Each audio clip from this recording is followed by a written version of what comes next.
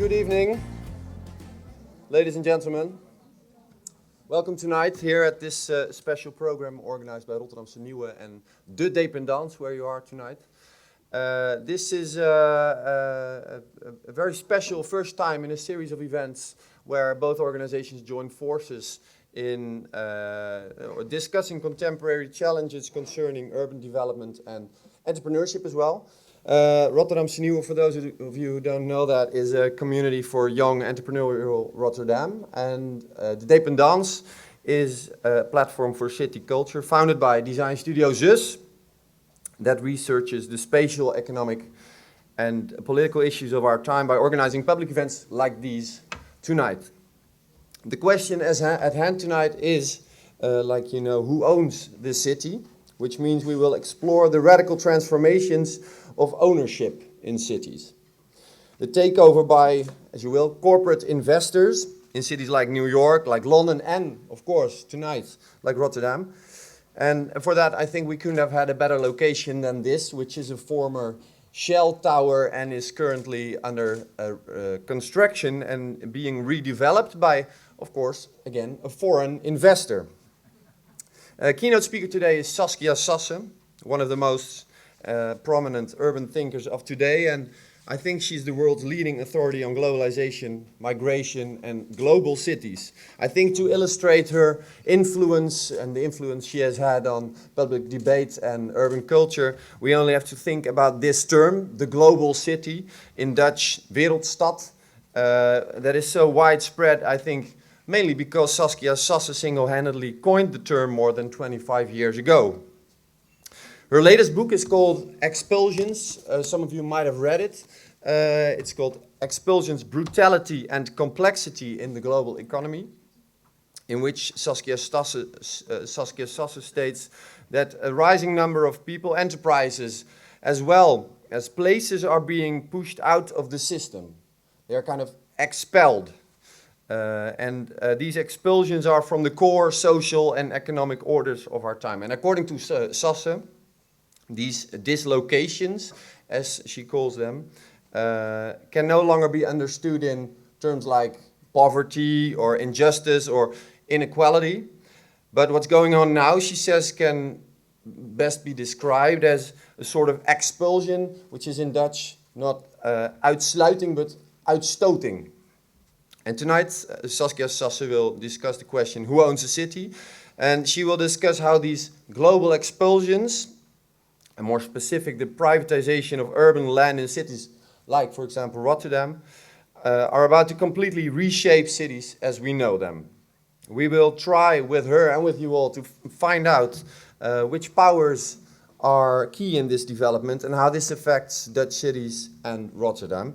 And of course, because we want to end with a little bit of hope tonight, if there's something we might be able to do about this development. The program is as follows. We have a keynote lecture of 50 minutes, after which we'll have a public discussion of a little bit more than half an hour with you, with a couple of social entrepreneurs from the city of Rotterdam who are here tonight. My name is Geert Maars, I will be your host, and I will try to find you with a microphone if you have a question after the lecture by Saskia Sassen. And it's my honor to introduce her to you tonight. She is the Robert S. Lind Professor of Sociology at Columbia University, where she also chairs the Committee on Global Thought. She is in Rotterdam a member of the International Advisory Board for the City of Rotterdam, and she has published numerous books, including A Sociology on Globalization, The Global City, and recent Expulsions that were translated in over 20 languages. And she's a regular contributor to the public debate as well in popular media as Le Monde, for example, or the New York Times or the Huffington Post. She was, I think for the people who have read it yesterday, described in the Volkskrant in a big interview of, I think, 4 or 5 pages long. You haven't seen it yet, okay. Described as the female version of Thomas Piketty, but we think that's a kind of ridiculous comparison, and her influence is obviously much bigger. And we are very proud to have her here tonight. Please welcome Saskia Sassen.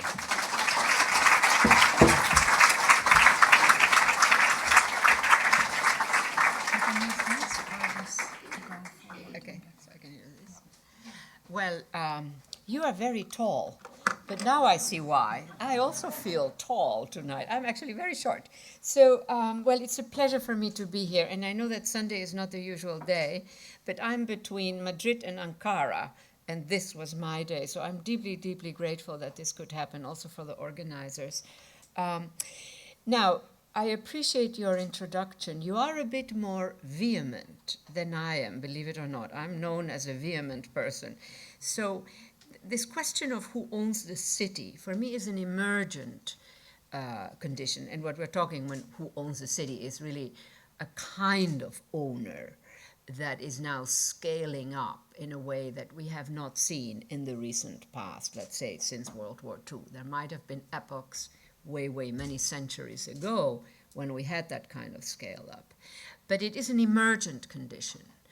And so it raises for me a question, do we have the language that we need to understand this? So one side project I'm doing is looking at the legal order about ownership of urban land, not buildings. See, we tend to, when somebody buys something in a city, the buying is of a building.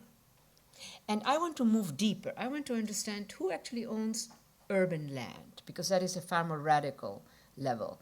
And so I'm working with legal scholars in places as diverse as Mumbai, Sao Paulo, Joburg, because this is happening in many places. I'm just looking at the 100 cities which are the top recipients of this type of large-scale investment. Mind you, which is often an investment that doesn't have an immediate, at least visible, utility function. Often it's just sitting there. So there is something happening that invites me to think that we need to develop categories to capture what is happening. I, by the way, think the same about the question of the so-called migration crises in Europe. I think that the language of the migrant, the immigrant, the refugee captures something. But I do think that we are witnessing an emergent new history. A massive loss of habitat due to land grabs, water grabs, mining, desertification, flooding, a whole variety, with war the most extreme case. So to me, this is a very particular period. Really, it's a period that begins to take shape in the most, like the United States and certain types of countries, about 30 years ago. It just now is taking on very extreme forms that make visible its difference. And so that is sort of a bit what I want to address. So it really is partly an inquiry. It's not that I'm ready to line up all the grabbers and shoot them down. It's not. I'm not at that point. This is something that we need to understand what is happening, and we need to contest it. I do believe that. Now, I want to frame this in a certain way, and it is a notion that we make. This is clearly a partial account. We don't make. It's not just about making. I don't mean, by the way, the makers movement. That is not what I mean. And so we made this. This is extraordinary. I don't know if people can see it. We destroyed the Aral Sea in 20 years. Look at that. From being this, one of the biggest... Oopsie, where is my mic? I was going to have a microphone so I could walk around. Okay, doesn't matter. And to this, that, I say, is a capability. It's a negative one. It's not an Amartya Sen capability. But boy, how did we manage that? What are all the complex systems that had to get together to produce this disaster? And of course, this is another version, right? Millions of years. And we, poof, in 20 years, gone.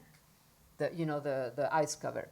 So I say this to sort of invite ourselves to think the capabilities that we have been able to develop. The we here clearly is slightly rhetorical, slightly ambiguous, slightly who knows what. But I just want to emphasize that in direct and indirect ways, with many different systems coming together, we have made massive transformations. They have regrettably mostly gone in the direction of negatives. Oops, I don't need this. I can see that I'm going to be like a juggler. So the one question that I like to use also to frame matters is, are we actually living through the emergence and the constituting, the emergence might have been a while ago, of a new systemics, that something is different, that certain aspects make visible a partial, outcome, like this corporate buying of urban land that I'm going to be talking about. But that actually is more widespread. There are more benign versions, and there are actually even more extreme versions, like with high finance, I would argue, than with a question of corporate acquisitions of property. Now, when you look at this, I just want to point out a few thingies here. So this is corporate profits after tax, and I'm taking the United States. So 1940s, we don't need to bother with this.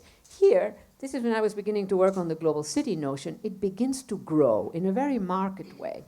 Look at this growth. This is incredible, the sharpness of this curve.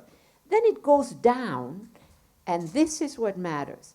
After the crises, which lasted about 2 hours for these, actors, I exaggerate, it was a few years. But look at that. After that, even higher. That is an important indicator. Now, at the same time, most of the rest of the country was losing. The middle class really shrank. So if you look, for instance, in the United States, when the new jobs begin to be created, well, let me backtrack. With the crises, 65% of middle class jobs are lost. The new jobs that we have made up till now, only 25% are middle class jobs. The others are very high or very low. So these are all indications of a systemic transformation. This is even more acute. So here it goes. Here the crisis lasts half an hour. And then without shame, it goes further up. Now, this is fed by a whole bunch of dynamics. And one of them is, I don't know if people heard, but Bloomberg News put in a freedom of information. It took to our central bank, the Fed, that took almost 3 years for our central bank to release the data. That is very dodgy. If a dodgy firm takes 3 years, but this is the central bank, supposedly one of the best in the world, one of the most serious ones, I don't know what all. Well, that showed that secretly $7.7 trillion had been passed, which doesn't mean that they just took the money. It means also, a version of quantitative easing, you print. 7.7 trillion to the global banking system to rescue it. So part of this added profits also comes from that venue. But $7.7 trillion is a lot of money, a vast amount of time. We debated in Congress, a very good debate, whether we should pass on to the banks 320 billion. That was a big debate, open debate, like, can we give them 320 billion? In the meantime, behind our backs, so to speak, our central bank passed on 7.7 trillion. So those things don't fall from the sky ready-made. They are constituted by a whole variety of. So I'm just giving you sort of a broader landscape of what we're talking about here. Now, I just want to, needed to. So I want to show something about finance, which I think shows it to be a capability. Finance is not about money. Finance, traditional banking is about money. It sells money for an interest rate. Finance sells something it doesn't have. And therein lies its brilliance, because it has to develop instruments that allow it to invade any sector, rich, poor, doesn't matter, to financialize. And of course, therein lies also its danger, that it is invading. It can work with student loans. For instance, now student loans in the United States have reached $1 trillion. So hey, Filipinos, $1 trillion, real money, not derivatives based on whatever, actual cash, my God, the rare thing. We can work with that. I hope you're following my English. Okay, good. So here is one little bit of finance. Wrong tool. So look at this. This is 201 under $1 trillion. 6 years later, 2007, 62 trillion. Now this is a famous thing which helped to create the crisis, etc. But I just want to focus on something else. So when I see these numbers, I need to sort of interrogate them, interpolate them. So I ask, well, what does this actually mean? So let me ask, at that point in 2007, when the crisis is really starting, what was global GDP, the GDP of all the countries, including China? Well, it was 54 trillion. Ooh, well, finance very easily surpasses GDP. So that is not. But then I ask myself, well, what is these 62 trillion, which is just credit default swaps, in total finance? Well, it turns out that total finance at that point was about 600 trillion. Now then you say GDP, 54 trillion, global GDP, finance 600 trillion as measured by outstanding derivatives, which is the basic measure. Then you begin to say, wow, well, this cannot simply be about money, but let me check it. So I check it. How do I check it? I ask, well, what is the value of all the currencies issued by all the central banks, not all the currencies issued by all the central banks in the world. In other words, what we call, regular, an exchangeable medium to some extent. Well, at that point, it was about 250 trillion. Now, then you begin to see, when you have that much of a gap, that finance is a capability. We name all it does in monetary terms, but it is something else. Now, the reason I'm giving you this stuff is that at some point, the system can no longer handle this amount of almost speculative, it's derivatives based on interest rates, based on other derivatives, it's chains. And so in that sense, this move towards buying urban land and rural land, urban land, urban property and rural land, is not totally unconnected to this extraordinary explosion in value, which then, of course, begins to collapse after 2007 and 2008, not all of it, by the way. Today, finance, however, has recovered beautifully. I mean, we did help it with 7.7 trillion, so which for them, that's like raw matter, as opposed to derivatives on interest rates, and it can multiply effects. So today it's well over a quadrillion. So yes, it suffered a bit with it. It's a bit ambiguous, not sure what it can do, but it's still a very, very powerful factor. Now, so here let me then, having given you this sort of background, this question of who owns the city. Now this is a provocative question, because it's not clear who owns the city. It's an interesting question to me. I began to ask myself this question, and I'm doing this project I mentioned already, because I think somehow we need to ask it. I like to interrogate a current period, a current development. That doesn't mean that I'm going to come out with all the answers, but at least I want to ask from our historic moment, what am I seeing? So putting it in that way, which is a very extreme way of putting it, is one way of engaging, one way that guides me to understand, okay, what are we really seeing here? What is it that we're talking about? Now here I wanted to show you some figures. Now this is a list of 100 cities, but clearly, it would have to go all over the ceiling there. So we just have a few here. Now this is, as you see, this is total national and foreign investment in property. In other words, we're not talking site development. We are just speaking about buying property. And it's both national and foreign. In the case of New York, it's mostly national. In the case of London, it's mostly foreign. In the case of Tokyo, it's mostly national. In the case of Los Angeles, probably all the Paris, a lot of foreign. I don't know if anybody saw it, I just did a piece on who owns Paris in La Tribune, in French.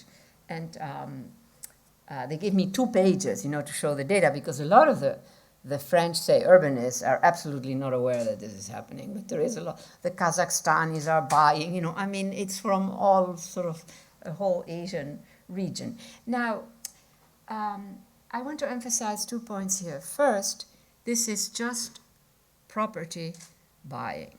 This is not site development. That is a totally different issue. That is also happening. But just to keep a bit of clarity, and partly also because this leads more directly to the question, of what is the legal regime for urban land, or for urban property. I mean, who really owns that land beneath all those buildings? Now here you can see it's sort of a different type of distribution. So you see, here you get many more, but it's still, just what is it? It's still not the whole list. And you can see that you have a whole set of cities here. Now, I am struck by how many on this list are American cities, which is probably a function of the data, by the way. That we don't have as much, many countries are not as transparent as, say, the United States might be, or these particular countries that we're seeing here that dominate. I don't know that, but I'm trying to find out. And what has happened, so then let me just show you the next year, because I have that here, I think. So this is just a foreign property. And here you see that London absolutely dominates. And here, see Amsterdam, I was very struck by Amsterdam here. And also you have to look at the rate. You see the rate of increase, much higher for Amsterdam than for New York and London, and what's the other one here, in Paris. So that to me, that really struck me. Now, it's Randstad, it's Amsterdam Randstad, and I don't know exactly what, I'm trying to find out how much is Amsterdam and how much is outside Amsterdam. And if anybody has data, it just would be great to share that, in the discussion, etc. Now, again, here, if you look at what it looks like, when you take it longer, you see how extreme the top cities are. When you look at the full 100, you tend to see that after that it sort of becomes very, very regular even, but much smaller. However, the rates of growth are like that, like 400%, in some cases. They are really quite high. So it's spreading. The suggestion that I hear from people who are in the business is that there is a kind of trend now that has just emerged to privilege the top cities. Now, I wanted to go back a minute to London. So London is a very good example. It's mostly foreign. And many people say, well, this is gentrification. And back to the language question. Of course it is also gentrification. But gentrification is not enough to capture it. And so if you just use the term gentrification, it's sort of an invitation not to think. So let me give you an example that I love to mention. So the Qatari royals, and I don't have anything against them, unlike their neighbors down there. The Qatari royals own more of central London now than the Queen of England. Pace, big footnote, the main owner, private big owner, is a duke, not the Queen of England. But the Queen of England owns quite a bit as well. So when you're dealing with two such rich actors, to flatten that into gentrification means that you're losing too much. These are other histories in the making. And there is also gentrification, which is displacing people, etc., etc. But yes, gentrification, but something else. And I'm not totally clear what that something else is. One of the categories that I enjoy the most developing, is territory. And I'm just very interested in examining this new way of establishing ownership in these cities, as also involving the making of new types of territories. For me, territory is a very complex category. It's a combination of embedded power, the state, and embedded is an example, but there are other examples. To what extent can that become these owners? And at the same time, embedded logics of claim making.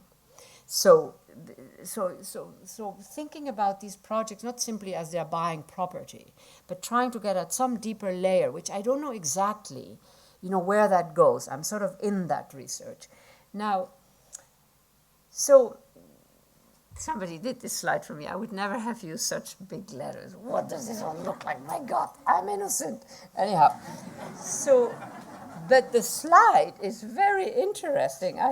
look at this. So this is just taking Chinese properties.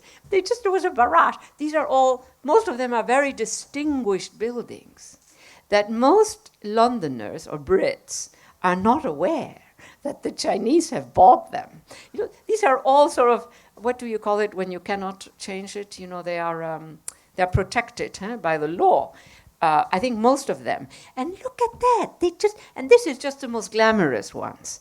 So this is just, to me, a very concrete way. And again, the fact, I really personally don't think that the fact that it is foreign or national makes a difference. I really don't. But please, if you disagree with me, I would love to hear what it is. I think ultimately this is corporate. That is really what we're seeing. Let me see, I can't remember. Right. And then I just wanted to mention that the Chinese, and again, the Chinese are just buying a lot, so they come up, but there are about 30 nationalities that are big buyers. So, but the Chinese have bought, this is site development now, this is not property buying. They have bought Atlantic Yards in New York. I don't know if anybody knows that place. So it's one of the biggest patches of land that is, from the perspective of developers, underdeveloped. So what does it have? It has a lot of artist studios because the artists had to leave Manhattan because Manhattan became too expensive. It has a lot of what I think of as urban manufacturing, a manufacturing that is geared towards urban service industries, the opera, the museums, etc., etc. So a very useful function, you understand, very important. I call it urban man. That was my term, right? It's an inversion of the historical relationship between manufacturing and services, which was that the services were there to service the manufacturing sector. But now we have this other thing, and that's a profoundly urban type of manufacturing. And like fancy designer lamp makers and I don't know what, that kind of stuff. It's very, very important for the city. And the opera, for instance, with the divas, they have to know they can't have. So a lot of that stuff has to be made right there in situ. You can't outsource it to the other end of the world. They have to breathe and sing and look tightly dressed. The divas I'm talking about, not me.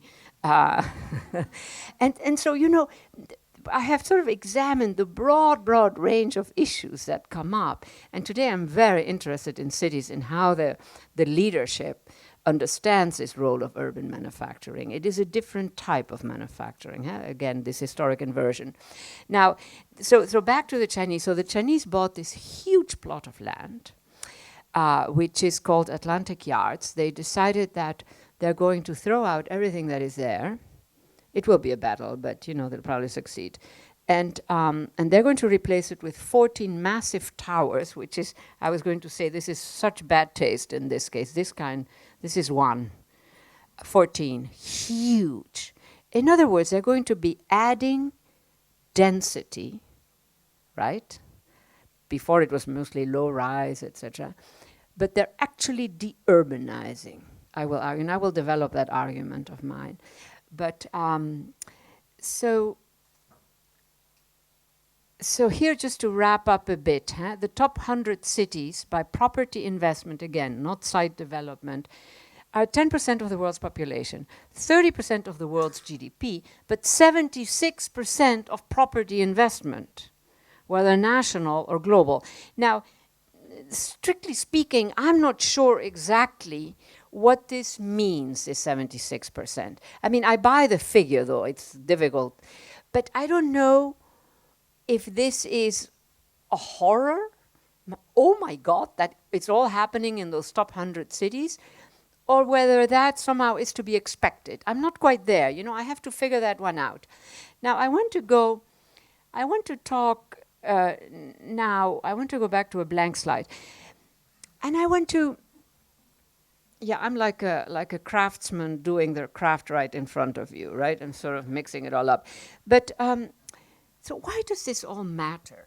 This is a question that when I do my research, I have to ask myself, why does it matter? Why does, especially the sort of this great building, this raising the density? And here, let me just sort of share with you some of my views about the city. Why does the city matter? why does all of this matter that I'm describing to you, right? I mean, cities have gone through so many transformations.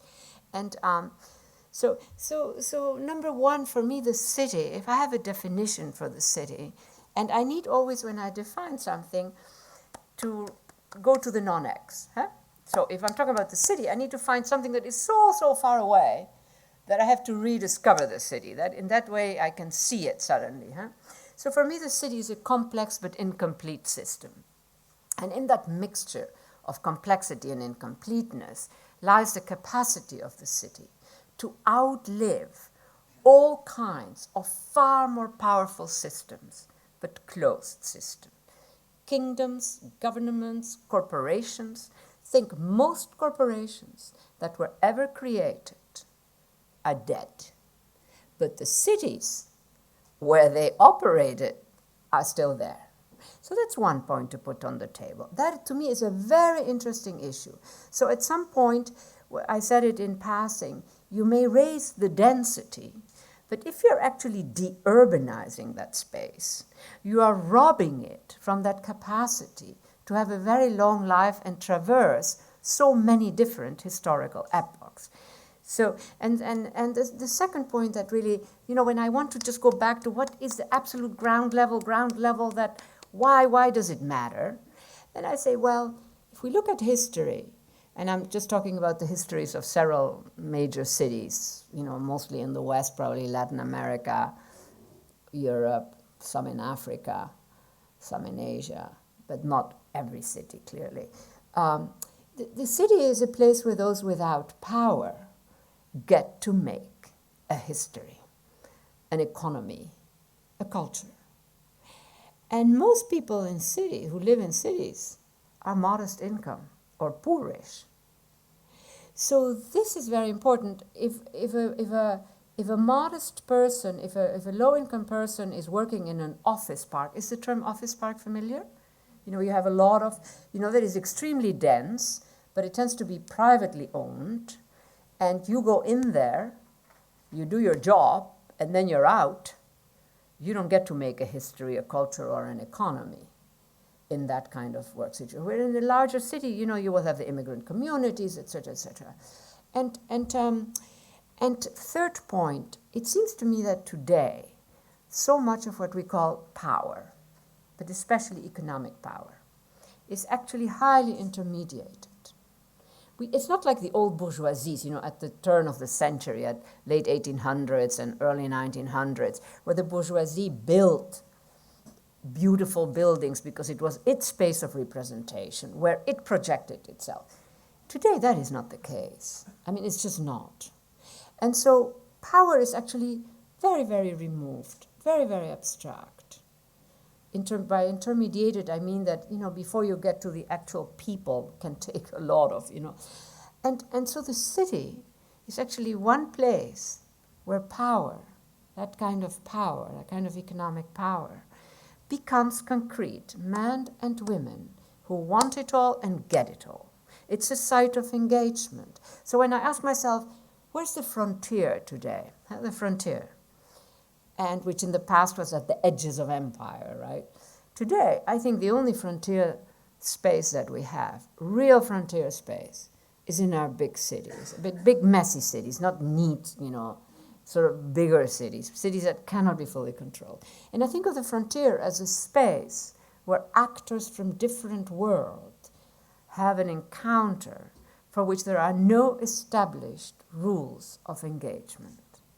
In other words, the powerless and powerful encounter each other in our cities, either through the employment vector or because we're going to the same shops, etc., etc. So it's a very interesting space. And final point, I think that the cosmopolitanism of our cities, those cities that are cosmopolitan, very often is rooted, actually, in the fact that there is an incredible diversity of thick cultures, often, immigrant cultures, but it doesn't have to be that.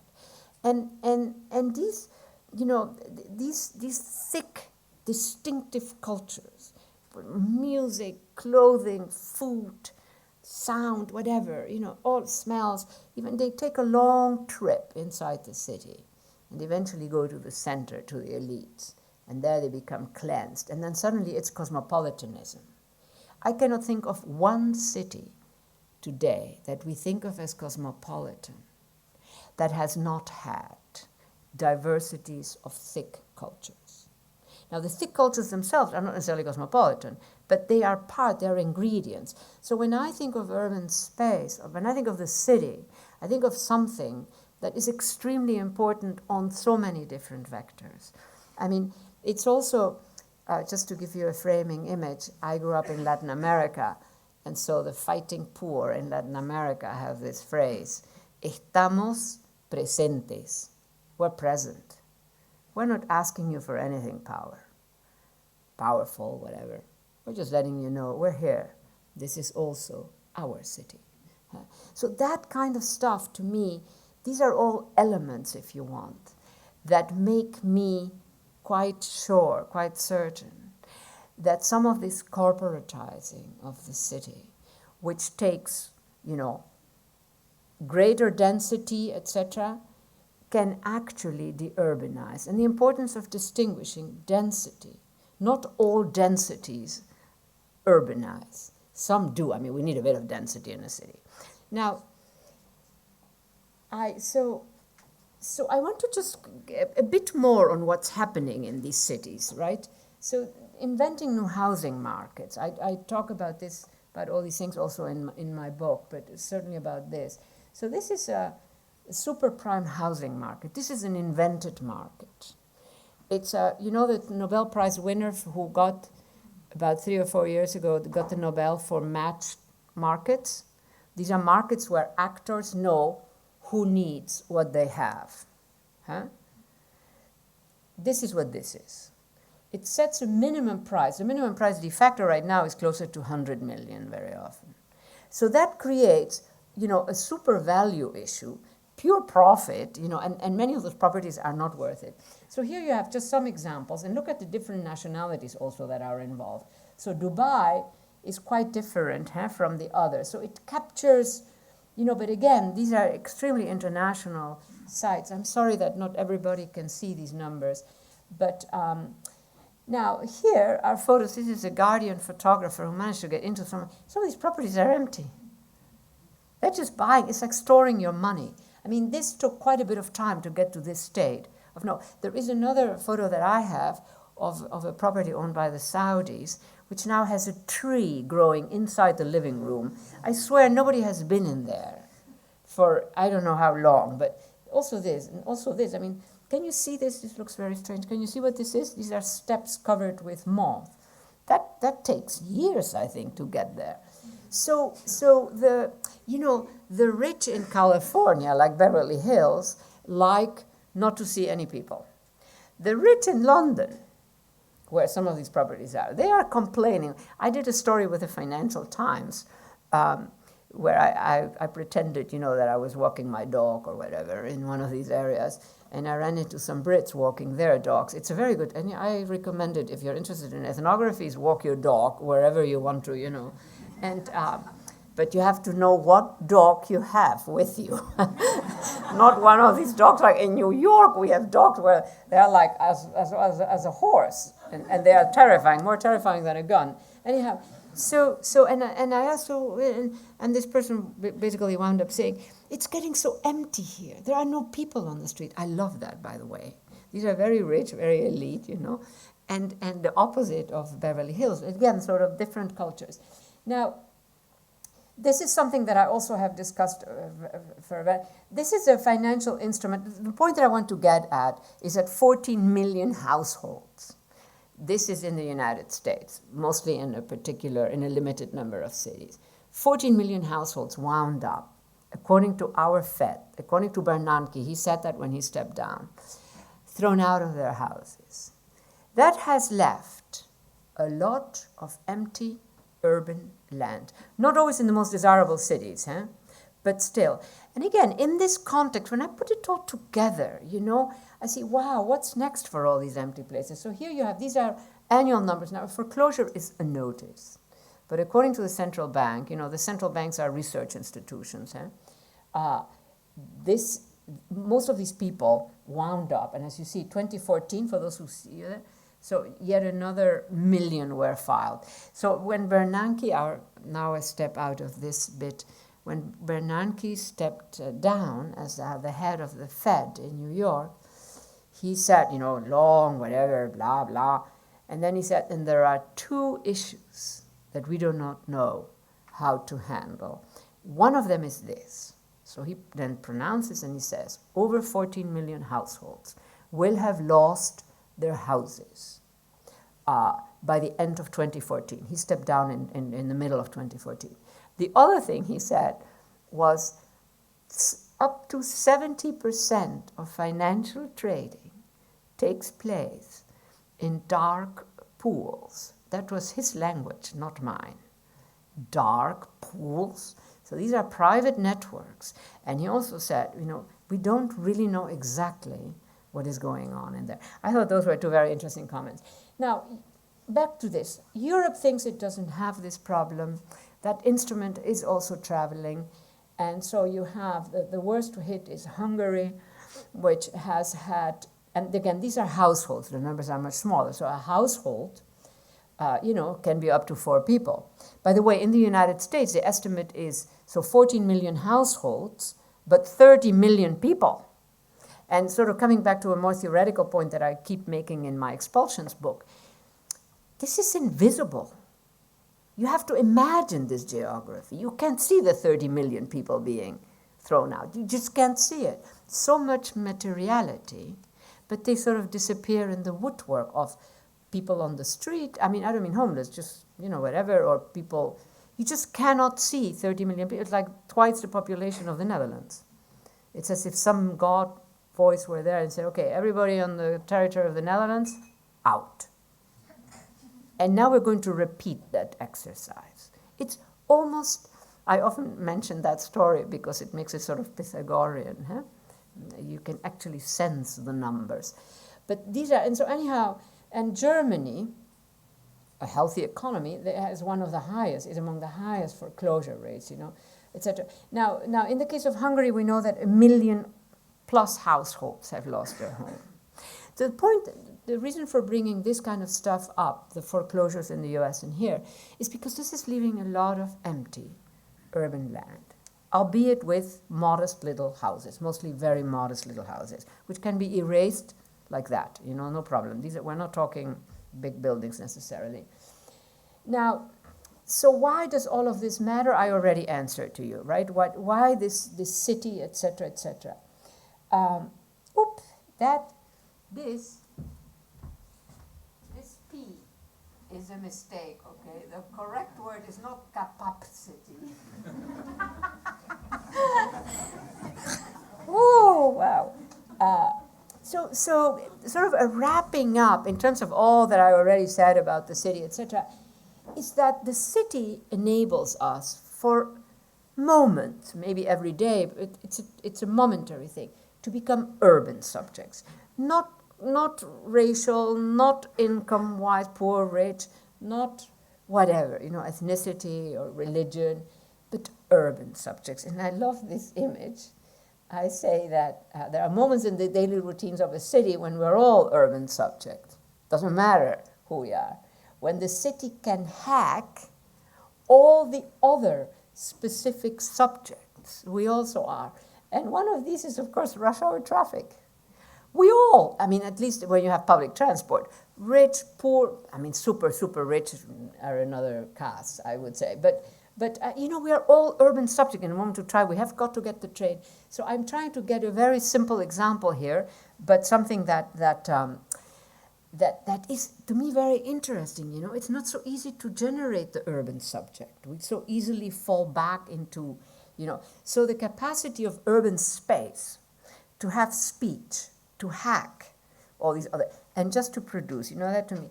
Now, I want to end up, how am I doing on time? You're not tracking. That's good. Very good. All right. So my clock, I just don't remember when I started. That's my problem. So I want to end up with something else that also gets me back to this question of it really matters that we keep our cities as this complex but incomplete, etc., etc. You know, capacity to make urban subjects. And I don't know how many of you saw, I have often shown this map in the United States also, and almost nobody has ever seen it. It is in the public domain, okay? How it got to the public domain is another matter, but it is in the public domain. So how many people here have seen this map?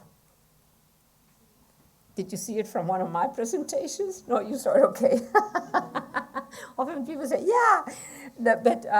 So this is up to 10,000 buildings now, really, that are full-time gathering data. So I'm going to talk a bit about the surveillance bit. Because I also think that with this kind of apparatus and the new kinds of legislation or quasi-legislation that has been passed, also in Europe, as you know. I don't know about the Netherlands, but you know, this is very serious stuff. So if your grandmother was visiting there, hanging out with whatever, in New York or somewhere, she's in that data set. Number two, the logic of this system, and I don't think it's that different. Maybe the French are a bit better than the Americans, I would hope, on their surveillance thing. But the logic is that for our security, we the citizens are all suspect. They're gathering data on all of us. 1 million plus people with top clearance, security clearance. Very weird system that they have to gather. And then final point, we know from whatever facts, the way they use all of this stuff, 10 minutes, oops. The way that we use all of this stuff is that when they find somebody through good traditional prejudice, looks like a Muslim, whatever it might be, right? Then they go into this data set. You understand how irrational this is? I don't know if I conveyed that. Now, I want to move on and to get, so I'm now going to talk a bit about data that we have. It's in the public domain. It got to the public domain. Thank you, Mr. Snowden and a few others. Who's dangerous? Look at this.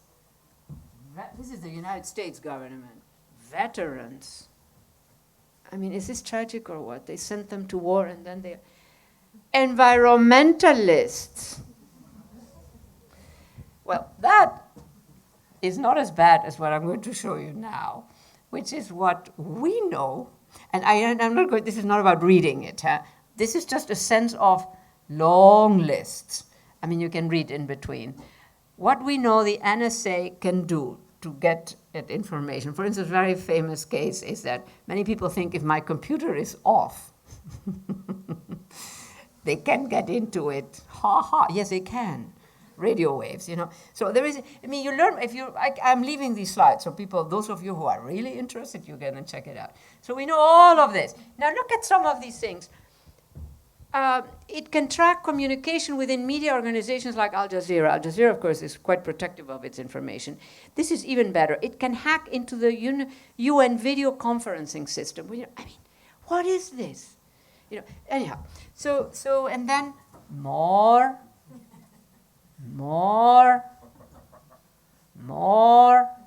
It's so mindless. I mean, you can't believe it. So, and just now, you know that the Europeans, just now, that actually happened a while ago. So they are doing that too. Okay, I'm just going to end without an ending. Thank you very much.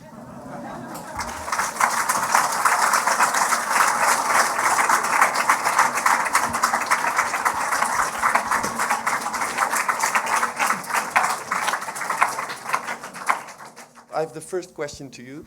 You already mentioned a couple of examples of the people who are expelled, the people who got thrown out of their houses, the artist in New York who had to make room for the big ugly Chinese towers. Can you give us a sort of idea of the other examples, or how do we recognize the people who are victim of these expulsions? Well, that's a good question.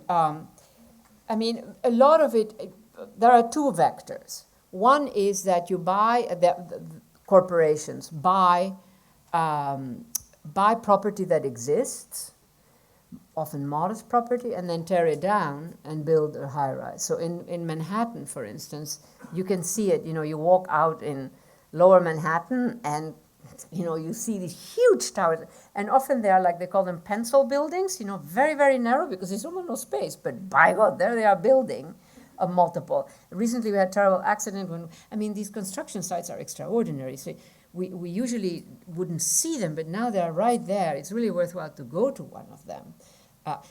I don't know if that is also happening in the Netherlands, but you can actually see them. And once, not too long ago, one of these cranes fell, and that was catastrophic. They had a very hard time fixing that problem because they're surrounded by other buildings. So that's the extreme case, right?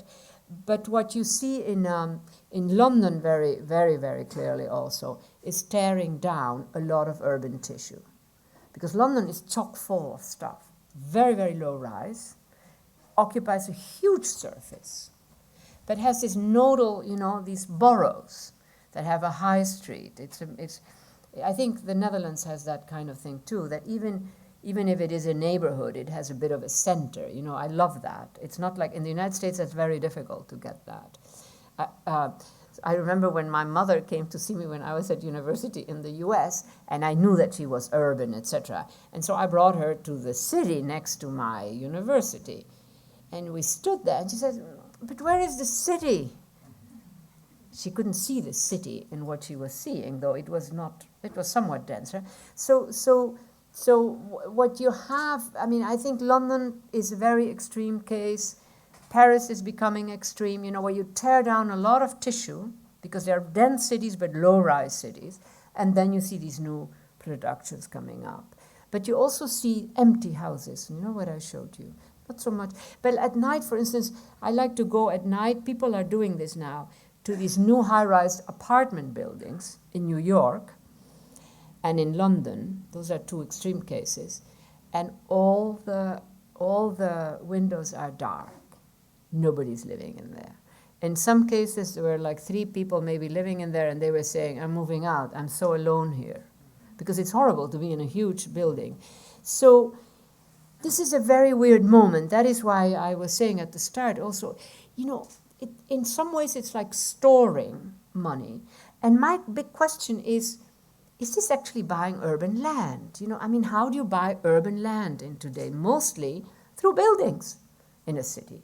So, and if it is a buying of urban land, here is one concern that I have. This is part of my research project with the lawyers. Because there's no clear law in most cities about who owns the land. I think that's interesting. I would be very interested in how that is in the Netherlands. So that one concern is that the contracts that are being developed for foreign or national corporates to buy up a building or a big site in a city, that those contracts may contain then or may become the source for developing urban land law.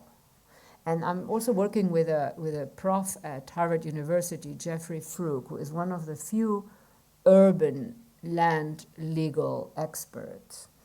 And he also, when I started on this project, he said, "I don't know where you're going to go with that, because we just don't think that way. We have law to do what happens on the top of the land." And so, well, anyhow, I'm just giving you a second lecture. I'm sorry, I should stop talking, but, no, but I'm having a conversation with you all, yes. If you have any question, please do raise your hand, and I will try to find you. I will come to you. But before that, I have one more other question. Yeah. Sorry for that. For me, it's kind of hard to understand who we are talking about. You try to explain the people who are expelled. In the beginning of your lecture, you mentioned you're not in the stage yet that you are able to pinpoint the bad guys, the grabbers. Will there be a point where you might be able to? Well, we know who's buying. I have that information. That is my concern, that they are potentially making the new urban law, which is going to work to their advantage in a way. No, what I was saying is I don't know exactly what I am seeing. I feel that also, as I said about the migration crisis, but that's the theorist in me. I don't want to simply accept the self-evident. I want to go digging. I want to see what am I really seeing here. So that is a bit maybe elusive, for you. But I don't want to stay at this level. This is just an indication of something. But what it actually means, because it also depends on where the economy goes next. If it is indeed the case that the economy, and say also the financial sector, that it's a bit stuck, as many people are saying, right? I mean, we have growth and all of that. Then this might actually really become the storing of money. We're talking big capital. Even if you build a building, you know, where whatever, you may have to, in some cases, build it. You can't just own a property and not do something with it or whatever. But that, who knows where it goes next? I'm just, as I said, I'm just interested in this question of urban land. And of course, in there, the reason I'm interested in all of this is because of what I said about the city. It's an extremely important space in the history of so many people. The city is a very, very special space, especially for those without much power, which is most people, even in our rich cities.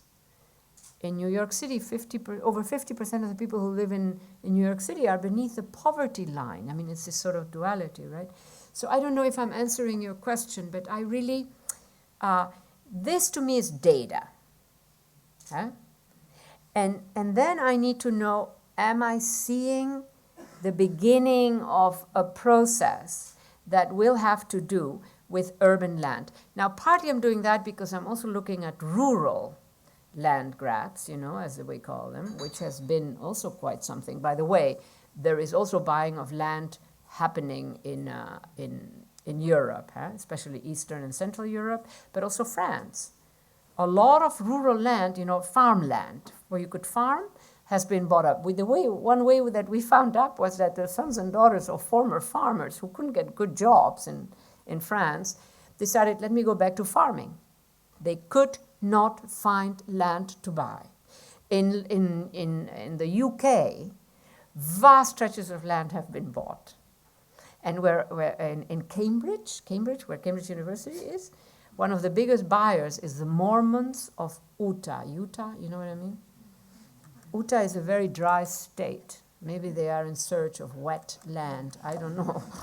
But when you begin to look at the stuff, and when you see who is buying, because I didn't quite show, the long list, there are, as I said, about 30 countries, and they are extremely varied. A lot of the Central Asian countries are buying.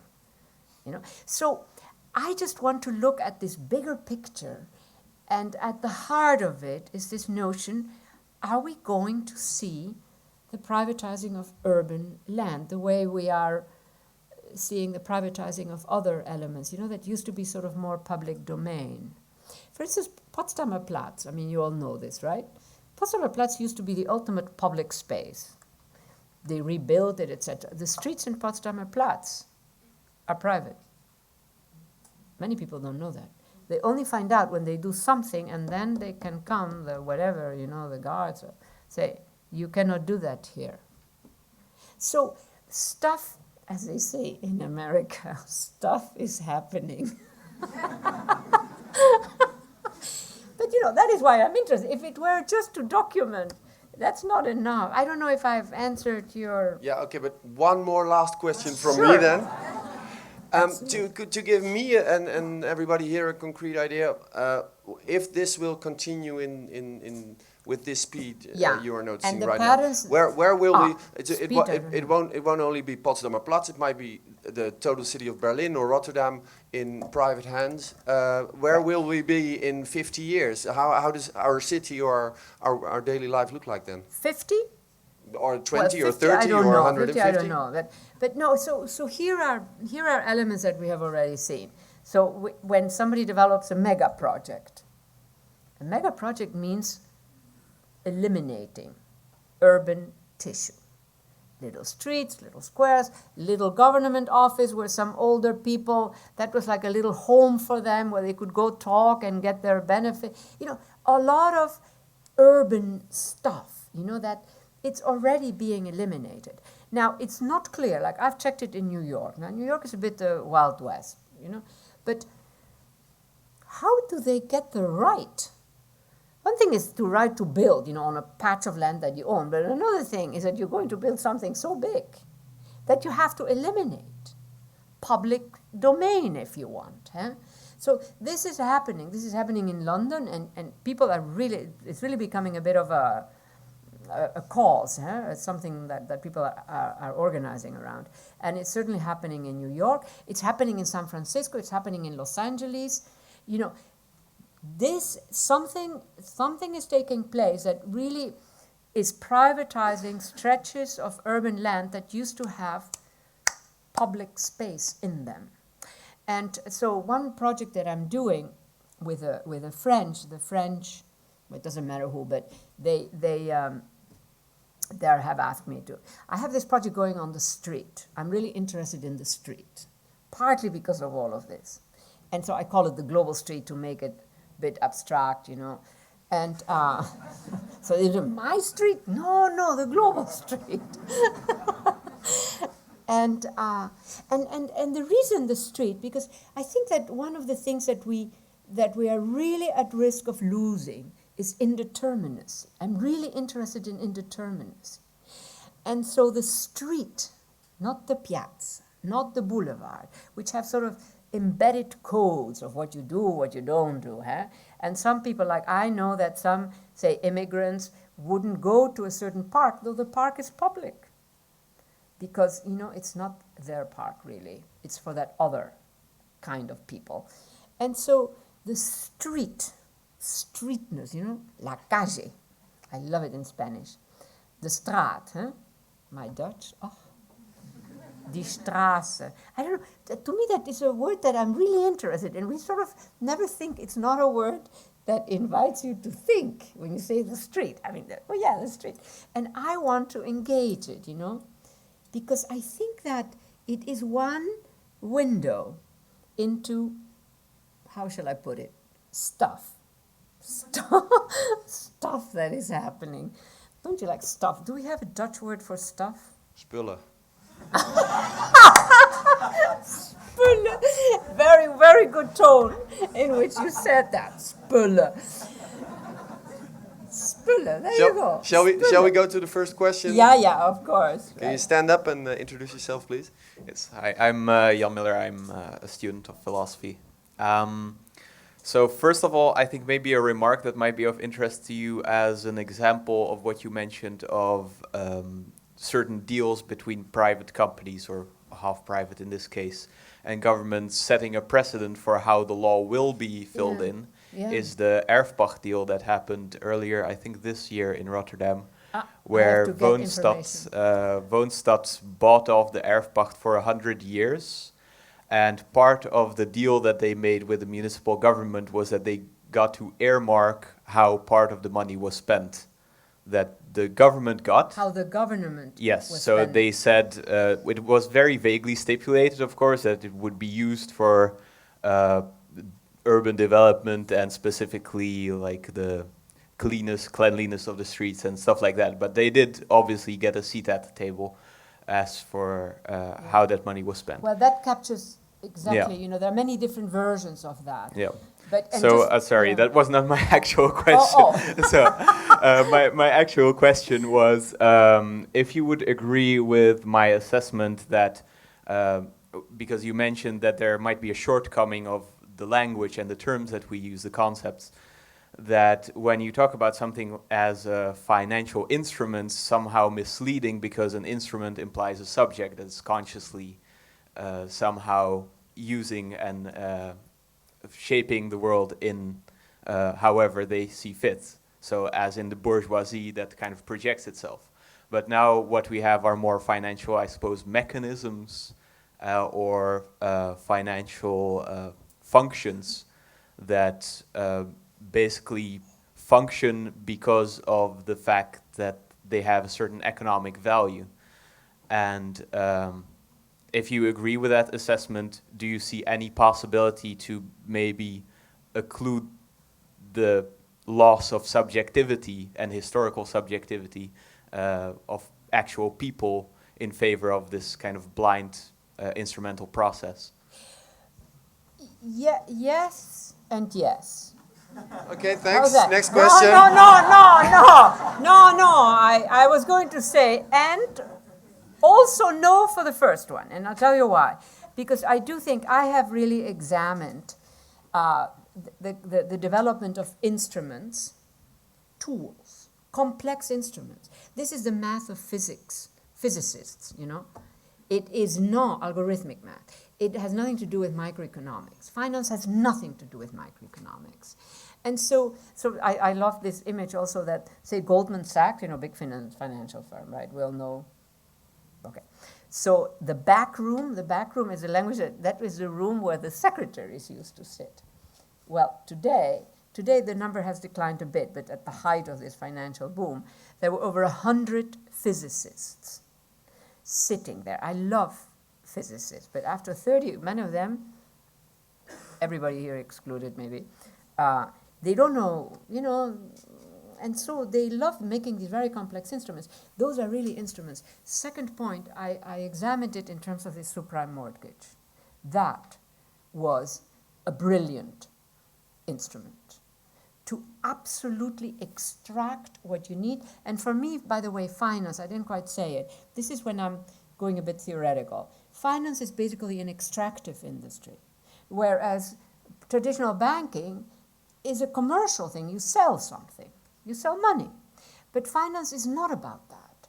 Finance extracts, and just like mining, so to speak, when it has extracted and left nothing there, it moves on, right? So I develop all of this stuff in my expulsions book. So I think that, yes, they're instruments, they're not simply tools. And the way people get treated, because it doesn't matter.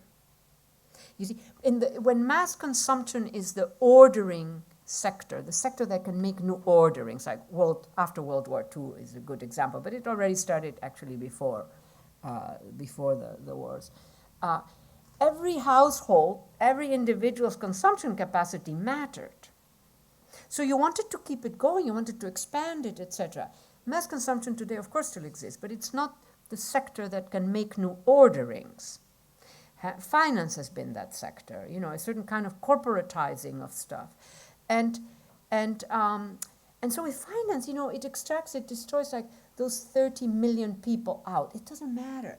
If mass consumption is the main logic, it does matter. You want to enable. This is the period when you try to really enhance. The system was a systemic condition. It depended a bit on governments, of course, but it was also systemic. Huh? So I do think that, and partly you're right with what you say. I agree. I liked what you said. But I also think that finance should be seen as instrumental. Now, pace all of this, I also say, you know, if finance can make that kind of money, you know, we always use money to what I said, you know. Well, what we need to do, let's bring it down at that moment and materialize it into, you know, social housing, green transport systems, cleaning up toxic dumps. But that has not happened. See, this is also so I say, okay, if I look at finance as capability, a variable at this end extremely destructive, but at this end, a question mark. If it can create values that no other economic sector can create, and we name them in money, let's bring it down at that moment. Now that is where political classes and, you know, well-informed politicians could intervene. So I have a kind of ironic take also on this, you know. No other sector can make money that way. So let's bring it down. But if we don't bring it down, then, you know, it just goes on its own. So anyhow, that was a long answer to your very, very good question. Are there any more questions about the theory? Because I also want to address the implication your ideas have for Rotterdam. About the city of Rotterdam, you haven't been here that long today, at least, but you know the city. Could you give us an example of these issues you are discussing in relation to Rotterdam? Where did we find this de-urbanization in Rotterdam? I don't know enough. A city is a tough nut to crack. Isn't that a great expression? You know, as a foreigner, you're not meant to use expressions. No, I really mean that. You have to really know your city. I know London very well. I know Paris very well. I do not know Rotterdam.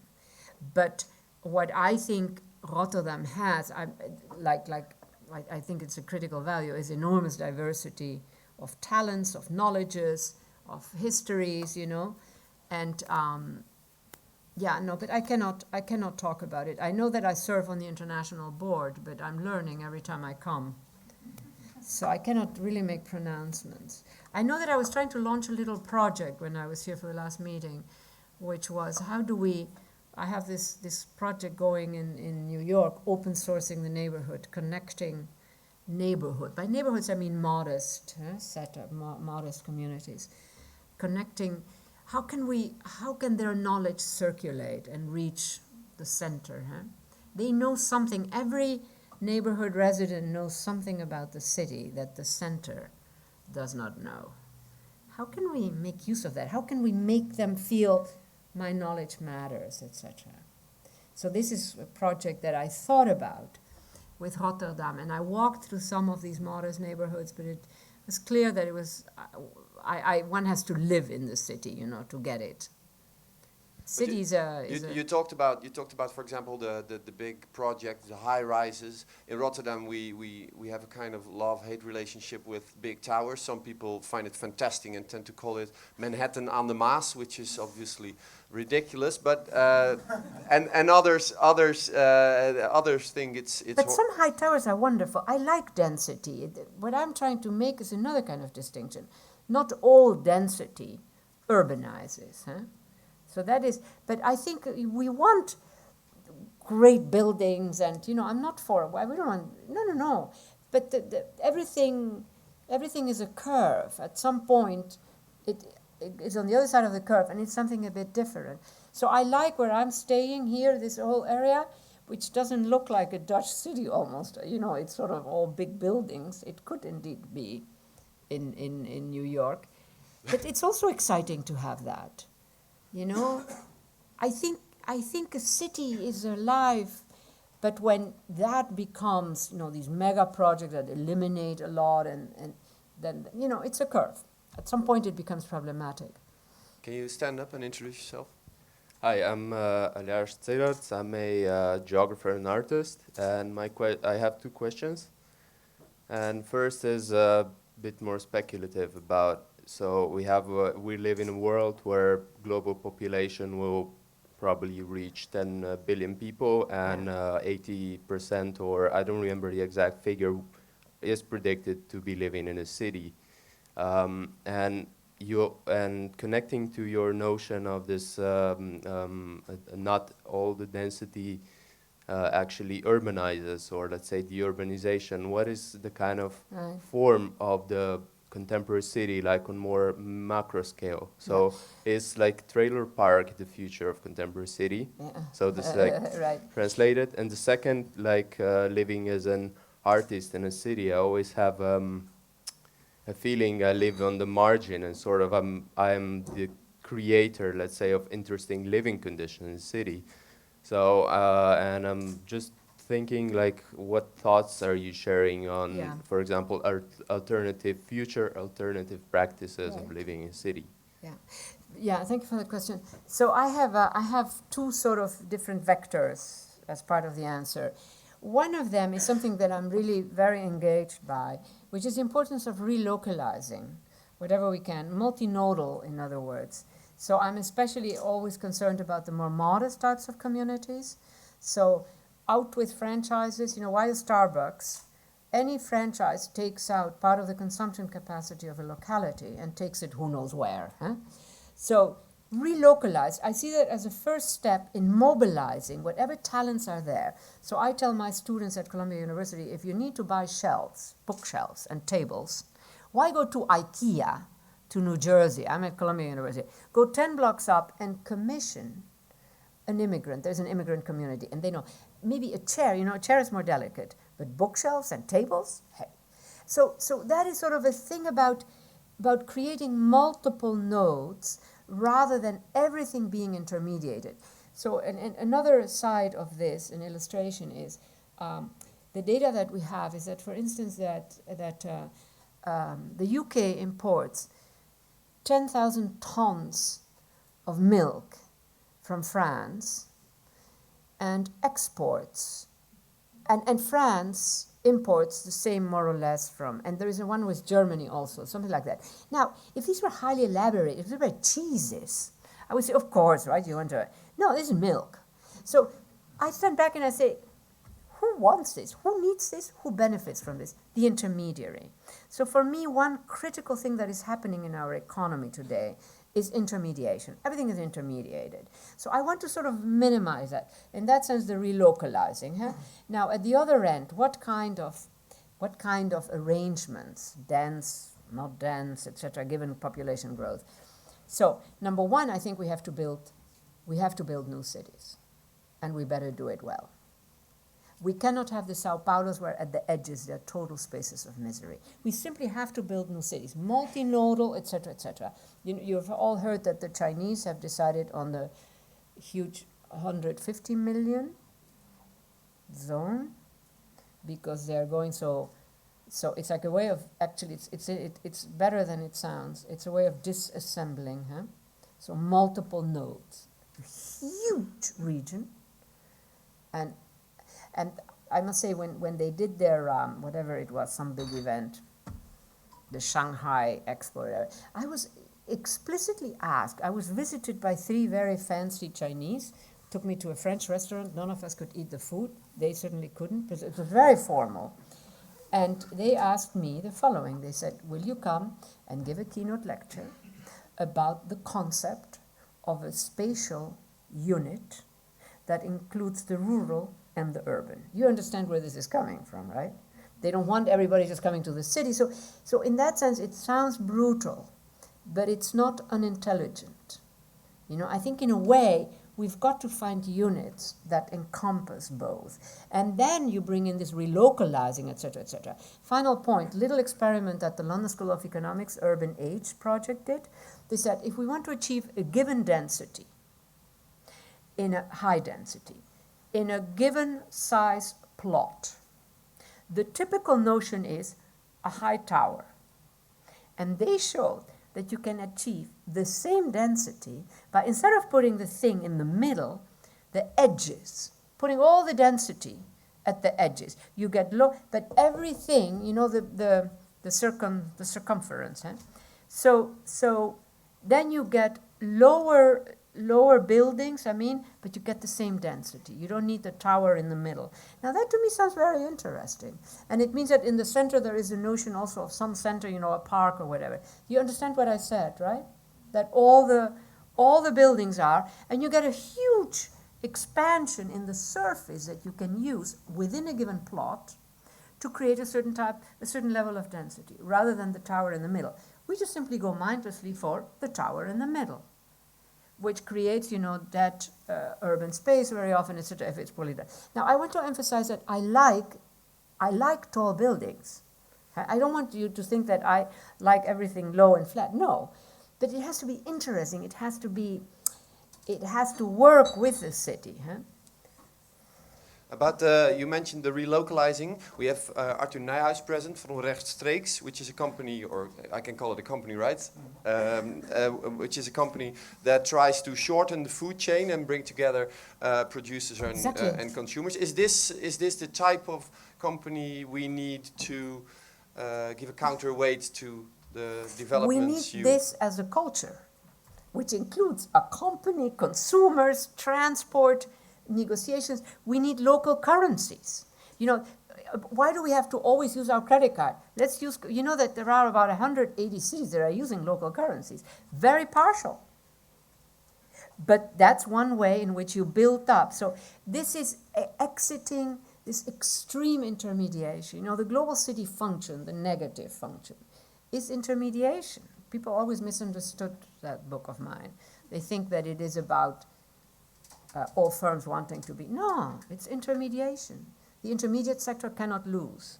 The two other sides might lose. So I think that this is disintermediation in my view, right? You make that's relocalizing, etc., etc. I think that's excellent.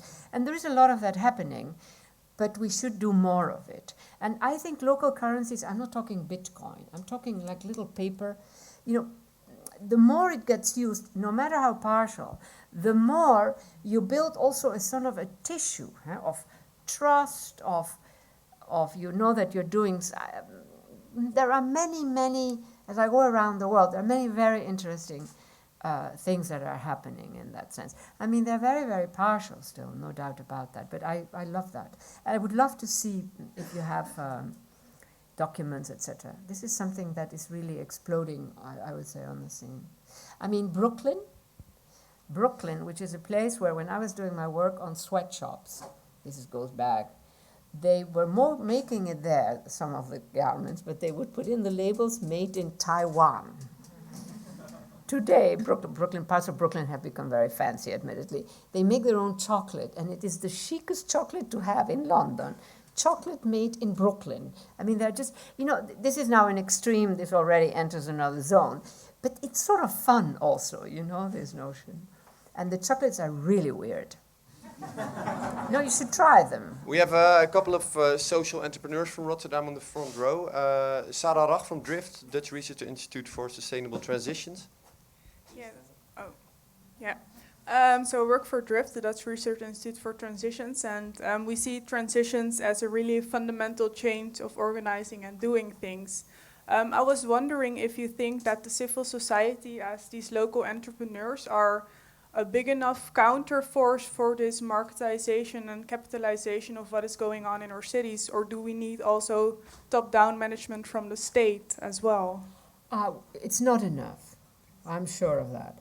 What we need is a kind of a whole mix of elements. Our political classes, everybody here, political class excluded, are not doing their homework. They are not ready to, like when in the United States, which is the extreme case, you know this, right? I don't need to elaborate on that, but finance, it's too complex. So we delegated to whom? To the financial sector. Telecommunications, too complex. So that is no way to have a political class. There is homework to be done, and you know what? Like Elizabeth Warren is a person who does her homework, right? Who knows the stuff, that particular thing that she knows. So we must do much more, and we cannot do it without the state in all its instances. I think it's a missed opportunity if we just try to do it on ourselves. Now we can start, the leadership of cities is often more accessible. So Bristol, I don't know if anybody has been in Bristol. Bristol has a great mayor who is an architect who always wears red pants. He's known as the red pant mayor. And he has developed a local currency. He uses it for everything that he can, but it is not absolute. We are intermeshed. There is no such thing as closing yourself up. But he's a very good example. And he never fails to mention you can launch your own local currency. It's a very partial domain, maybe 30% of what but it has all kinds of other functions. It's not just about the commercial transaction. So you are in the International Advisory Board for Rotterdam. This is the advice you give to Mayor Abu Taleb as well when you're meeting him? Start up a local currency, or what is the biggest advice you have for the mayor? I don't know Rotterdam. So I don't know, but I have not talked with him about it. No, I have not. There is one already. Yeah. There is one. There you go. See, often it starts in a local. So what does it tell us about it? A couple of them actually, right? But not started up by the mayor. No, but the mayor of Bristol is unusual. Well, I think Abu Taleb is also unusual. Yeah. But to be pursued, I want to hear also. I would love to hear about this. I would love to tell you more, but I know it's called the Dam, but I don't know that one. The Dam. Are there any people from the local currency right here? Because they are quite active in the public debate as well. Not tonight. Okay. Please introduce yourself. My name's Claire. I'm an architect from Toronto, but I'm finishing a postgraduate degree at the Berlage Institute. And so I think, my question is more, is there really actually a difference between the actual buying out of corporate space versus the public development of space in the form of superblocks? Because I think that many cities when the government does it, you mean? Yeah, because I think I've recently done research in Seoul, and also my current work is in Marseille, and Marseille is introducing its first superblock scale of development in a city in which that's a completely foreign concept. And even though that's driven in some ways by the city, albeit through a somewhat private body within the city, it may be public land. but you end up in some ways with the same result, where you end up with a kind of scale of development in which the property is so tightly controlled that it ends up being effectively private. Yeah, no, I think you've said it, because I think that, you know, there are leaderships, city leaderships, who are really, they are not necessarily, it doesn't matter, they might as well be corporates, you know. So I think that that's also happening. Moreover, we in the United States have many cities who have managers. They are not even mayors, but they run the city. They are the equivalent of the mayor. But you certainly have a lot of, what I also find, I must say, that there are more and more mayors of big cities, in other words, that one can get to know them, which are really good.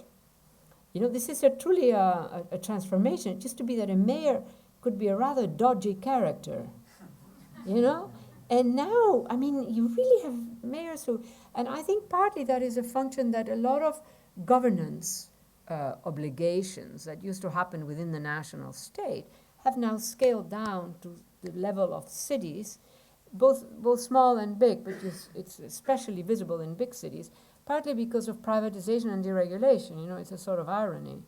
But these policies that begin to be launched 30 years ago or something in more and more parts of the world, certainly in the West, actually means that stuff doesn't disappear, but it moves to the city level. And when you look at the climate change issue, I mean, cities are absolutely in the forefront. You know, national governments can keep on talking, but local governments have got to deal with the fact of flood, with whatever it might be. I was at a meeting in Rio. You can sit down. I was at a meeting. Well, if you sit down, I can talk about Rio. So 2 years ago, it was a prep meeting for the Paris, and so it was mayors from all over the world were there. No national government had arrived yet, so to speak. And they could just talk across totally different worlds, you know, because they have very practical problems that they share. And a kind of discourse has developed among mayors. And then when the summit of mayors was done, arrived the national governments. And they totally regressed, I must say, to the usual thing, you know, that they didn't want to lose. I mean, rather than addressing practical problems, it was, you know, what am I going to get out of this, and I don't want to give too much. So it was truly a marked difference. I must say this meeting was a bit better, the Paris meeting, than that. Hi, I'm Mona. I study in urban management and development, and as an urban designer, I have a question tonight from you. Actually, you refer to city as complex and incomplete system. And based on the concept of resiliency, which related to top-up and bottom-up movement in the city, when we want to answer to your question that who own the city, what would be the answer if we want to counter these two group of people in the city, like the emergence of self-organizing bottom-up movement and also the power of top-up organizations in the city? What we should say? Well, I mean, first I think resilience is a limited concept. We have to understand. So when I give my environmental talk, resilience is very generic. Sure, you can bring in a lot beneath that. But to me, for instance, the work that I'm doing on the environmental question and is with material science people, with biologists. You know, there is a world of opportunities. And I always say every surface in a city should be working. As an example, I love this. So this is a university in Copenhagen, and Delft is doing some other version of this. A biologist discovered that a bacterium you put it in brown waters, you know, like what we produce in kitchens, bathrooms, etc. So it's organic. Can produce a molecule of a plastic, durable, resistant, but biodegradable. That is what I'm interested in when it comes to the environmental issue rather than resilience. Resilience is a very fancy word. I'm sick of it, I confess. I hope I don't offend anybody. A growing movement is sick of it. I'm not alone in that. Because it becomes a category. Not the term itself is a beautiful word. But you know what it stands for. It's too easy. So back to the bacterium. That means that what is now a burden, for most cities, it costs money, how you're going to do it, suddenly becomes a positive. You either export the prime matter, materia prima, the organic brown waters, or you export the plastic. Durable, resistant, biodegradable, that's pretty good. Then there are all, in Delft, so I've had students working with these people, so I sent them for the summer, that they because it takes a lot of effort actually. In Delft, they're developing polymers, it's another version of plastic in a way, that are also biodegradable. Now, this is the stuff, this is what we need. Material science people, amazing. Or this Dutchman that made the news, who said if we could collect the heat produced by our computers, right? And he developed something to collect it. That is what I'm interested in. Now, most people are talking resilience, and I think that's great. But I think we need to go much further than that. So my basic thing is every surface in the city should be working. The return of wood, using wood, not painting the wood. The wood knows how to handle the changes of. I mean, why are you going to paint it if it's on the outside, maybe on the inside? But I was part of the IBA, this big project in Hamburg. 7 years I served on the board. And so we launched 60 international competitions. And it was all about how do we use, the knowledge of material science. Amazing things. The algae, the mushrooms, the bacteria, etc. So to me, that is the frontier here. It's much more complex than a lot of what I hear. I don't mean to be brutal here, but so I think resilience is a great word, and what is happening beneath the label of resilience is welcome. All I'm saying is my heart and my head are not there. I am just in another, and of course I'm at a university which has all of that, they have a great material science department. Material science is amazing what they are also doing, well, I am not going to give you my lecture on material science now. Next question, please introduce yourself. Hello, I'm Poonam. I am a student of urban development management here in Rotterdam. I come from India. I'm here for a year now to do this course. I'm a government officer back in India. So for the past few years, I have been seeing a lot of changes by globalization, that globalization has brought about in the cities. But I also see, and this was a very insightful lecture of yours today, actually. And I see the differences of globalization between the developed countries and the developing countries. Yeah. And the impacts are different, actually. Yeah. And what you said, like, for example, the middle class is shrinking in the maybe the developed countries, but in developing countries, it is a different case. Actually, the middle class is increasing. So how do you view the the globalization processes in the developing countries? Well, this notion of the middle class is growing. I mean, there is China, let me start with China, and then I'll say India, and then I'll say a few others. So China, is the core data set to argue that more and more, that I don't know how many people have gotten out of poverty. Because why? Because suddenly they have an income, right? So this is, you understand, this is my problem. In the expulsions I deal with all of these measures, the way we measure stuff. Well, so then you have to ask, well, maybe they're monetized, they have a monetized income, but they're getting poorer, and that's exactly what we're seeing in China now. That those poor people who had zero income because they were just living off the land, so they get an income and they looks like eliminate poverty, millions, we're talking millions and millions, right, out of poverty. Mostly China accounts for half of all of those who got out of poverty in this last whatever. But they are totally poor. They used to have a patch of land. So it's bifurcated. Some have done very well, and others have done very terribly bad. So we have to take that very carefully. Now, take countries like Nigeria, an expanded middle class, fairly well educated, a lot of wealth, but a mass of people who are left out. We know that, right?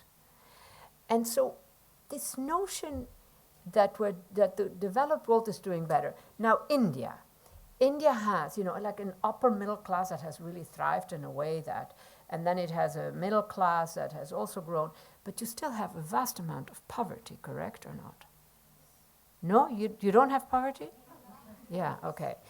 Now, then I go back so in expulsions, I asked myself this question, but say for Somalia, a lot of the sub-Saharan African countries in the 1960s, independence wars, Somalia had, they had a dictator.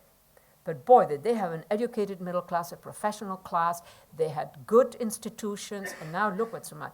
So when you begin to look at some of the sub-Saharan African countries, there was a period, and by the way, another datum. So I looked, for instance, what was foreign investment at that point? We know that today most foreign investment is for extractive, whether agriculture, water, or mining, right?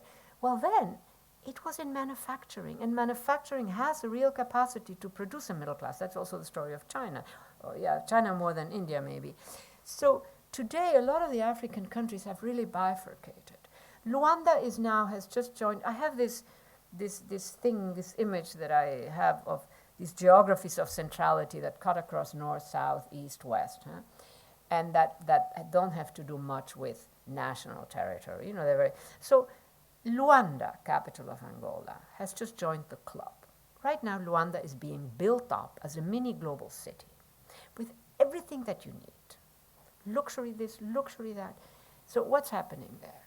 Well, corporations and entities that are moving there. There is a vast amount of natural wealth in Angola that has not been exploited.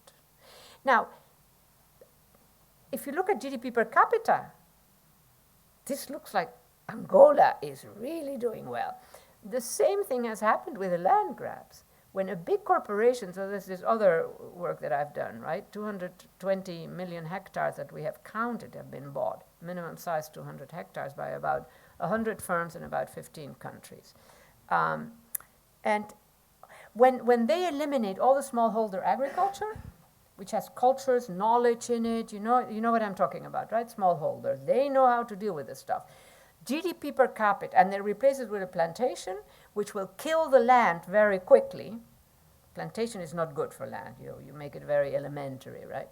Well, but GDP per capita, it goes like that. So this brings us back to the measures that we use. This is a big issue for me. So people like Joseph Stiglitz, who is a colleague of mine, and Amartya Sen, of course, have long been working on, we need to change the indicators. The indicators we have do not quite allow us to see what is happening. The indicators worked very well after World War II, mass consumption, mass manufacturing. The middle was the dominant form. Today, when the extremes are the dominant form, these averages don't tell us a tale, you see. So, I mean, to me, this is an issue. But certainly a lot of jobs have been created in China, in India. You know, it is a transformed economy, but it's not as good as it sounds. That's my only concern. We have, I think, time for 2 more questions. And then I need a drink. And I would, Anna, to provide that. And we also have Annette van Otterlo from Freehouse present. No, it's okay. Annette? Okay, she might be at the bar already. I have water. I meant to drink. Go ahead. He brought me water. I got my drink. This was what you meant? A glass of water? Absolutely. Okay, yeah. Hi, I'm Jay. I'm a proud citizen of this beautiful city we call Rotterdam. It is a great city. Yeah, it is a great city, yes. Yeah. I've got 2 questions and 1 statement before the questions. Okay, let's start with the most important. And what else? Nothing else? Nothing else? The problems you have in your lecture, I think it's a thing of the capitalistic system that's not working or maybe working, but I'm not sure if I'm pro capitalism or not. But what I see is that the big rich people, they have they buy, as you see, foreign people, foreign corporations, they buy stuff and they buy stuff. And stuff, yeah, right. Stuff, especially. Good word, stuff, yeah. huh? Spullen. Spullen, dingen. Dingen. And they there's a question coming, right? There's a question coming, but so I'm not sure if the capitalistic system is working or not. But my first question is the interest for buying for foreign corporates or countries, is the interest in buying Chinese or Saudi property or grounds or rural grounds. Is it big or not? The interest. Do they buy? The Saudis and the The Saudis and the Chinese, the foreign countries that buy a lot of property and land. They buy. And the Western countries, do they sell to Western countries as well? So it's not only your question is it's not only the Saudis and the Chinese buying stuff in London stuff again. Yeah, but sorry. also that. Well, you know, I showed you the. Let me go back to this table that I. Ooh. Where were we? Here. So this is buying. This is buying very fancy homes. So as you can see, I love this one here in Shanghai. Like the world is buying in Shanghai. But I have the last. There is another slide there, which is Hong Kong. The main buyers of property in Hong Kong are mainland Chinese. So when you look at Shanghai, look at that. Hong Kong, Taiwanese, US, Canadian, Korean, Singapore, Australia, Japanese, Malaysian, German, French. They're all buying in Shanghai. And then it shows Hong Kong, which I realize it doesn't show here. Hong Kong, mainland Chinese. That's all. So that shows you something also. You understand what I'm saying, right? So the buying, I mean, this is a commercial culture.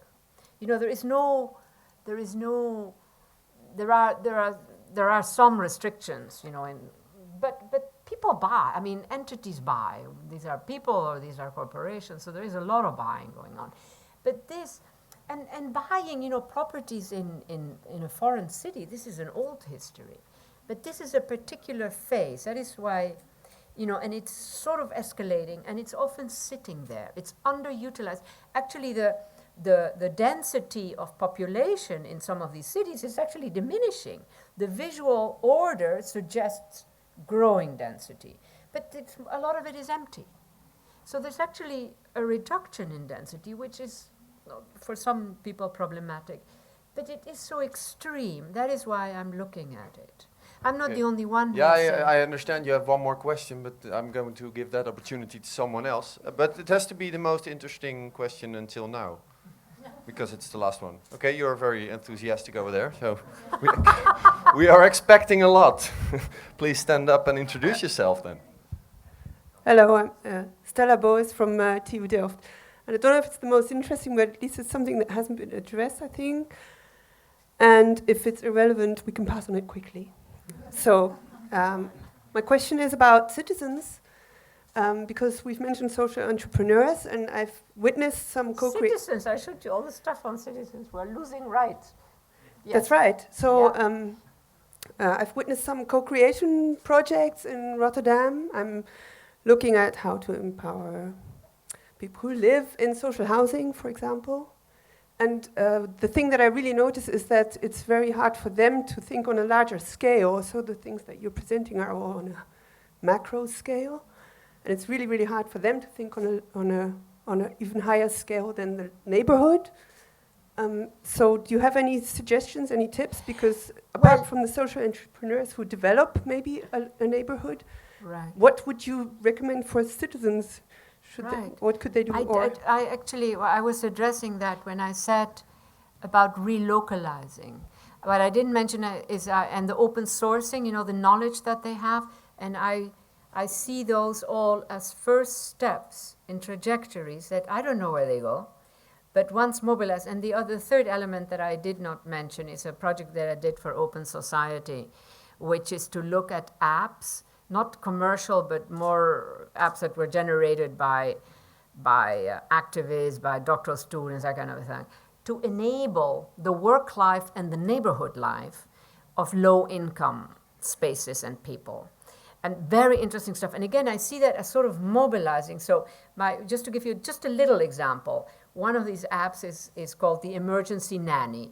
The Emergency Nanny is a little app that anybody can click on. You have a crisis, and you have selected who they are, 7 people, 8 people, mostly people who are stable in the neighborhood. You're on the workplace, in a low-wage workplace, You don't get to pull out your telephone and make 7 calls to find out who can help me with my crisis back home. And if you leave the job, you lose your job. I mean, it's a brutal zone. But what you can do is just quickly click, click on the emergency nanny. And you select people who are stable in the neighborhood. The hairdresser, the butcher, I mean, whether you want the butcher to deal with your kids or it's another matter, But the point here is that, to me, that is just a little instrumentality, but it does 2 functions. It begins to connect neighborhood with workplace. That is something low wage people need. The neighborhood has got to be a social backup system. I'm talking about I'm talking about people who are pretty extreme. But secondly, it means that the butcher says, the hairdresser says, I'm not just the butcher, I'm not just the hairdresser, I can actually help. There are other, tissue begins to be made. I think what we have lost a lot in this hyper-consumption sort of mode is tissue that connects us, that we need each other a bit, and that is why this relocalizing for me is extremely important. And my position also is a bit that, look, there's only so much we can do about, say, criticizing the big corporates. I think it's crucial that we focus on how we can transform our communities. Each, I actually use the language of neighborhood because community, is heavy duty word. So I am and this is a growing interest, but the United States is very extreme. So this notion of relocalizing, of urban agriculture, these are all very, very partial, local currencies, but we don't know where they go. These are trajectories. There are certain neighborhoods which are setting up cooperatives again. There's a famous cooperative in Brooklyn that has worked for 20 years, which is amazing because mostly they go down, And so, to me, this is extremely interesting. It's very difficult to track. There are also around health issues, same thing, the sort of collaborating. There are always people who are willing to give some of their time, etc., like doctors. I know a great guy at Columbia University who makes a point of spending time. And it's not just about the service, it's about bringing people together, it's about saying we can help each other, in the Netherlands, I must say, when my mother had cancer,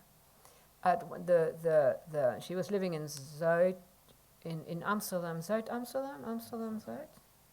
Anyhow, so then the doctor said, okay, now why don't you just go home and die at home? It didn't quite say it that way, but she did die. But as soon as she got home, suddenly, I happened to be visiting her, there was a neighborhood system where suddenly there were people who rotated, sort of that the neighborhood, you must know about this or not. I think that is brilliant. So there was always somebody there available, and somebody would come at night, check with her during the day, sort of a neighborhood capability. These are very important little elements. We have got to get more of that. We've got to strengthen, those possibilities. That solves only maybe 30% of the issues, so that leaves 70% still out there. So the other one is the political classes. They've got to, start working. I exempt everybody present here, okay? No, all you political classes, you're just great here in the room. But I don't know, I'm thinking of the United States, which is the extreme case. But have we sort of done it, you think, for the evening? You're really desperate for that drink, right? I have 2 days of no sleep. Okay. I arrived this morning from the US. When are you flying to Ankara? I have a flight at 7 a.m. but tomorrow. In the morning, right? Or? Yeah. Okay. So I have to leave at 4 a.m. But not tomorrow morning. Okay. So, how's your Dutch? Ja, ik spreek het wel met een hele zachte G. Limburg en Brabant. Nee, maar ik heb het nooit gestudeerd, ik heb het nooit leren schrijven, nooit leren lezen. So het is keuken-Nederlands dat ik spreek. Hè? Met mijn ouders moesten we altijd gaat u nog oefenen de komende... Oefenen? Hier in Rotterdam? Beetje de Rotterdamse tongval aanleren? Nee, dat probeer ik niet eens. Nee. That sounds like a real challenge, Well, you might pick some up at the bar. Thank you a lot for being here, and please a warm applause for Saskia Sassen.